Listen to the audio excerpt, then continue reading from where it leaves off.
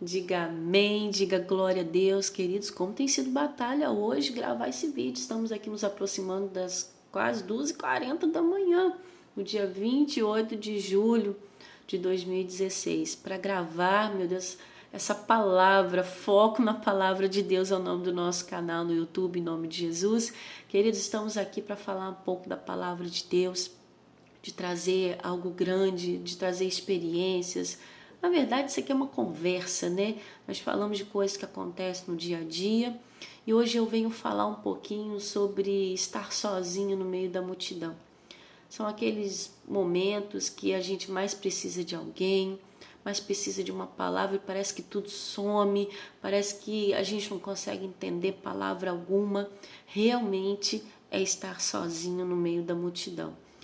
Queridos, a palavra do Senhor, ela nos mostra que Jesus foi um exemplo vivo de alguém que se sentiu só, estando cercado por tantas pessoas. Jesus, ele enfrentou o estar sozinho no meio de amigos, que eram os discípulos. Quando Pedro disse para ele: Jesus, eu vou contigo até o fim, se for preciso morrer por ti, eu morrerei. E Jesus sabia que Pedro não ia cumprir aquela palavra, porque Pedro ainda estava na sua condição humana, né? Pedro estava baseado nas coisas humanas. E existem certas situações que a amizade ela tem que ir além da condição humana, porque a condição humana ela falha. Jesus enfrentou rejeição, ele enfrentou estar sozinho no meio de seus familiares. Quando ele entrou numa aldeia, e nessa aldeia ele não pôde realizar milagres porque ninguém creu. E a família de Jesus estava lá. E muitos da família de Jesus tinham ele como louco. Jesus tinha um foco, Jesus tinha um ministério, que era a consumação da cruz do Calvário. Era nossa salvação. Ele sabia que nesse foco, nesse objetivo, ele precisaria ir. E que ele encontraria pessoas que lhe prometeriam, que ele encontraria pessoas que diriam para ele que iriam com ele, mas na verdade ele sabia que no objetivo final ele estaria só. Jesus, ele encontrou rejeição no meio da multidão, onde pessoas só queriam aquilo que ele tinha para oferecer e não o Senhor Jesus em si. Jesus, ele enfrentou também o estar sozinho na multidão dentro do templo, quando ele pregava da palavra de Deus e descia sobre ele a virtude, que era o poder de Deus, e os próprios irmãos ali em Cristo, né? Os próprios irmãos ali da época, os irmãos religiosos, pensavam que Jesus tinha um demônio no corpo, que era o próprio demônio. E é difícil, meu irmão, quando você traça uma meta, um objetivo, chegar até o fim. A palavra de Deus diz no Salmo de número 30, versículo 5, que o choro ele dura uma noite, mas a alegria ela vem pela manhã. Não quer dizer que você vai dormir chorando e no outro dia vai estar acordando com gargalhadas. O bom seria que se funcionasse assim, mas as coisas espirituais elas precisam de entendimento e amadurecimento. Quando a palavra de Deus nos mostra que o choro dura uma noite, está falando de um período que tem um começo, que tem um meio e que vai chegar ao fim, e no outro dia um novo começo. Meu irmão, talvez você esteja passando um momento da sua vida que muitos lhe prometeram, muitos te fizeram aquelas promessas, né? Melhor assim dizendo, que estariam contigo, né? É aquela promessa de amigo, tô contigo e não abro, vou até o fim. Foi aquele parente que diz, não, estamos juntos, vamos. E quando você percebeu, você estava caminhando sozinho, e aí deu aquela vontade de parar, aquela vontade de desistir.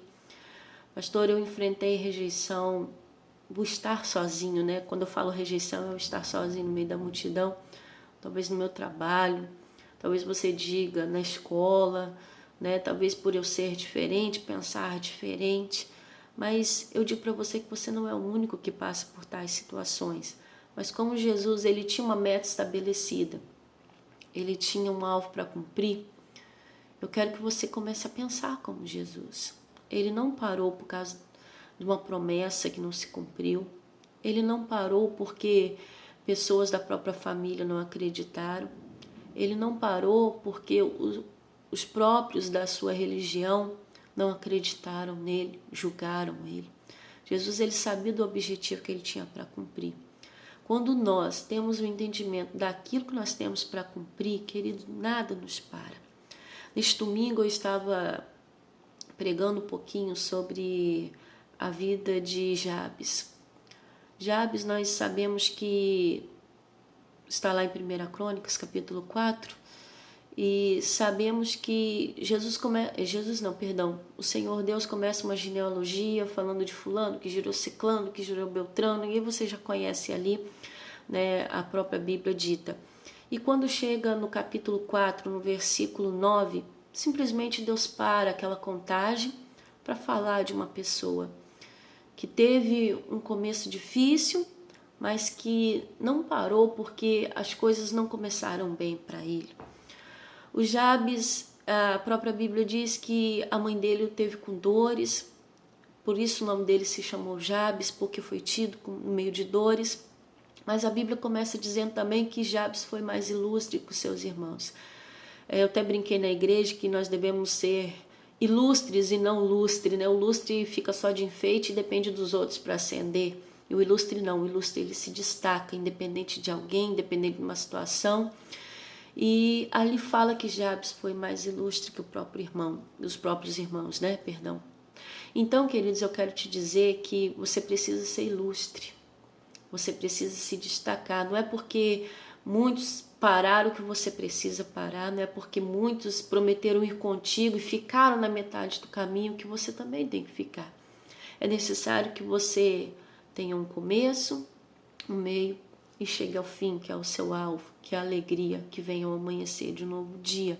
Jesus, ele teve o seu começo, ele teve o seu meio e ele chegou até a consumação da cruz do Calvário, que foi a sua, a minha, a nossa redenção. Queridos, às vezes eu sei que dá vontade de parar, às vezes a gente se chateia, isso é normal, né? Isso é coisa do ser humano, aquela palavra que vem para desanimar a nossa fé, nos tirar do objetivo. Mas eu quero que você coloque como o nome desse canal, né? Foco na palavra de Deus. Ainda o seu choro pode durar uma noite, um período, mas a alegria com certeza ela vem pela manhã. Então não pare por palavras, não desista do teu chamado, não desista do teu ministério, não desista da tua família, não desista da tua prosperidade, não desista da tua cura, não desiste de nada, porque muitos desistiram. Não baseie a tua fé na fé de ninguém, não baseie a sua vida nas escolhas dos outros, né? Tenha um foco, tenha um objetivo de saber quem é você em Deus e o que Deus tem para a tua vida. Quando eu pregava essa palavra de Jabes, Deus falou muito particular comigo, né? O versículo 10 fala já da oração de Jabes, né? Que Jabes pede para que o Senhor o abençoe muitíssimo. Ele sabia que ele precisava da bênção de Deus. Mas uma palavrinha que tem naquele versículo me chamou a atenção. Quando Jabes fala, Senhor, me abençoe muitíssimo e alargue os meus termos. Porque, querido, uma coisa eu estava meditando, o inimigo sabe do seu potencial, sabe de onde você pode chegar e às vezes você não sabe disso. Às vezes você está se limitando porque algo se quebrou na sua vida, algo não deu certo como você queria. E o Jabes sabia que tudo tinha para paralisar a vida dele. Mas ele decidiu o quê? Ser ilustre, ser diferente. Ele contou com a ajuda dos irmãos? Não. Com a ajuda da família, da mãe, né? Não fala do pai de Jabes ali. Não, ele não contou com essas pessoas, ele contou com o único Deus. E é o que nós precisamos aprender, né? Não é a amizade, não é uma aliança, não é uma promessa humana que vai te fazer chegar no seu objetivo. É a tua aliança com Deus. Jabes disse, Senhor, me abençoe muitíssimo, alarga os meus termos, que a tua mão seja comigo e que do mal eu não seja afligido. Meu irmão, não deixe que as coisas te façam parar. Pastora, mas às vezes dói tanto, a decepção dói tanto. Eu sei que dói, eu passo isso todos os dias. né?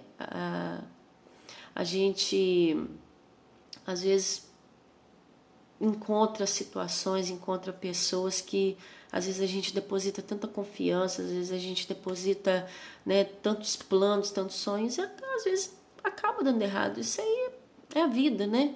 É um lado humano que a gente tem que amadurecer, a gente tem que superar e aprender a colocar os nossos olhos na palavra de Deus, o nosso foco, o nosso objetivo naquilo que Deus tem traçado para nós, para alcançarmos a alegria que vem pela manhã. Queridos, que essa palavra tenha te abençoado, que ela tenha aberto os teus olhos. E se você estava aí prostradinho, quietinho, não para não. Siga em frente, Deus tem mais para te dar.